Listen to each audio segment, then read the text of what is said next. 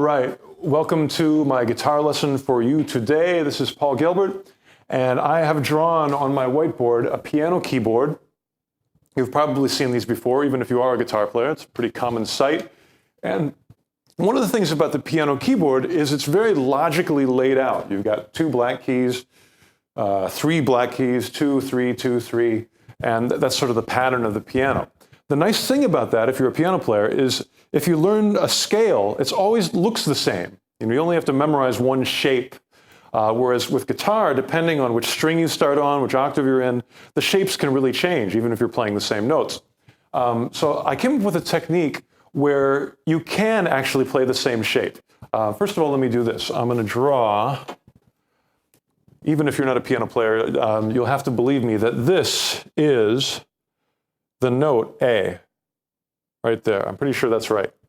So, a way you can remember that is to relate it to the black keys. There's three black keys, and it's sort of, a little bit to the right in the middle.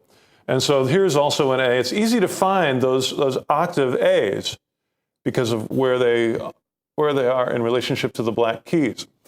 Now, on guitar, the A, everybody knows there's an A here.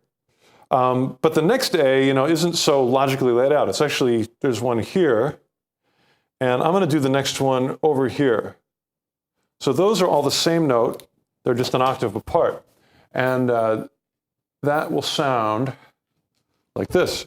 You can hear it's the same note. Those are all A notes. Now, it's valuable to memorize that shape, because anything that you do that's if you do a small lick that's based around this, you can do the same lick based around this and based around this. And if you do it on just two strings, each of those are tuned in fourths, so you don't have to change the shape at all. To give you an example, here's a really simple one. If you do an A power chord, root and fifth, two notes, you can do that also based on this one, and also based here. So the shape of your hand stays the same each time.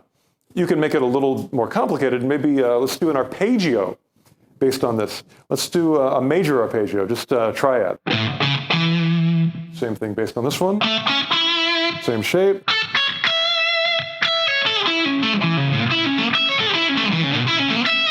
It's very easy for your brain to do this, because you only have to memorize one shape. If you finger that arpeggio the same notes another way, you might be going like...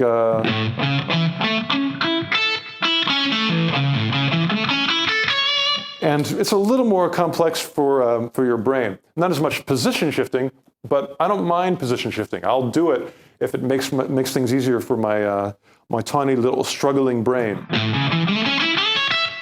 You can also make the position shifts, you can use them for your sonic advantage. Try sliding into them.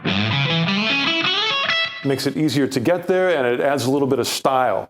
For descending, that's a nice sound too.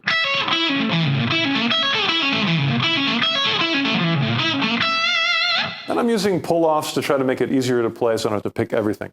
I want to give you a bunch of examples of ways you can use this for your solos. First of all, that power chord one, if you play the notes separately, that's a pretty cool sound. Let's try that in a couple different places. Like if you're doing a chord progression, maybe a heavy metal chord progression that goes to F. That's a cool way to get up those intervals really fast. Let's actually add a couple notes to that. Let's make it an F Lydian sound, which would be, I'm going to pick these three notes, or 4 notes to give it a Lydian tonality. F, A, B, C. And then we'll find the F octaves using this same principle, just starting an F. I'm finding them all with my second finger, because technically that's where my lick starts.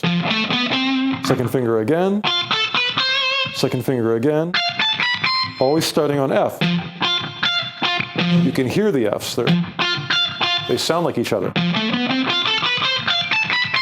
And let's use that sliding technique to make it a little smoother and easier, and it sounds cool.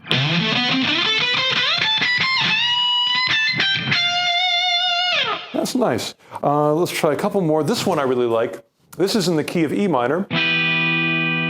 And it's going to start actually on the 5th step of the scale, B. I'm going to do B and D, 5th and the 7th.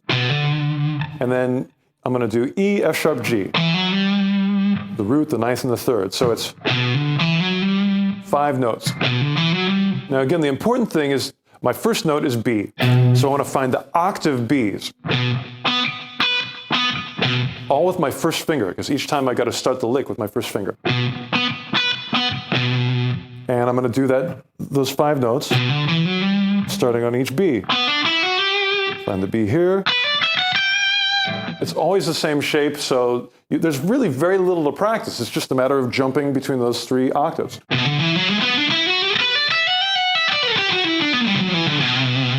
That's a nice sound. It's got a wide range to it. You're going all the way from this note to this note. So that's a wide range of notes. Whenever you play an arpeggio or a scale or this sort of thing, and you just go straight up, sometimes that pattern is not that interesting. If you can move around a little bit by throwing in some licks, let me try to improvise a little bit like.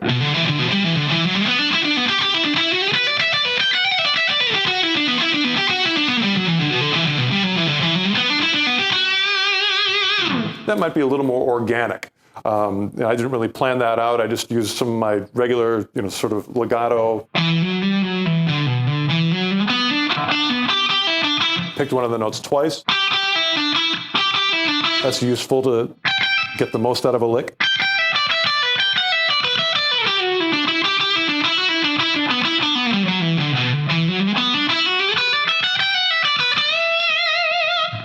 So you're squeezing a lot out of 5 notes by getting them in all those different ranges.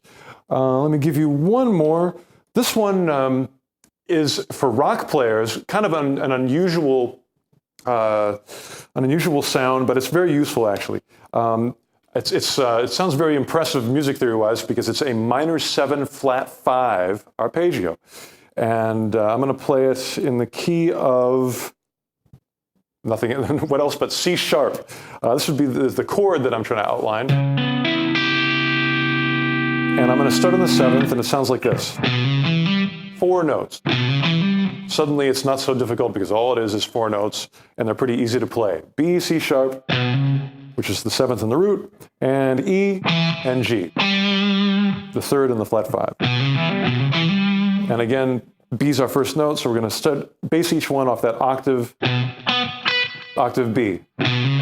Find the next B, next B. Now, I'm no good at explaining music theory, so I won't try too hard here, but this chord actually sounds good over an A7.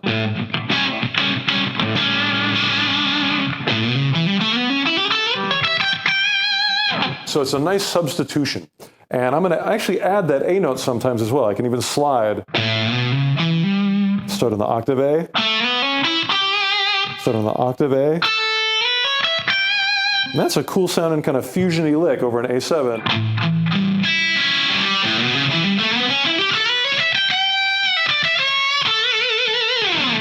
It's a great way to visualize arpeggios without having to learn really complex shapes. I like the way these rhythmically phrased. They tend to work well for 16th notes because it's a lot of 2-note per string. And almost any tonality that you want, if you want to get a mixolydian with a suspension in it. You just pick out the basic notes, take it up an octave,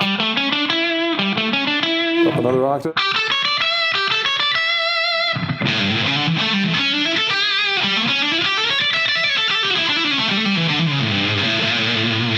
A great way to get around the neck.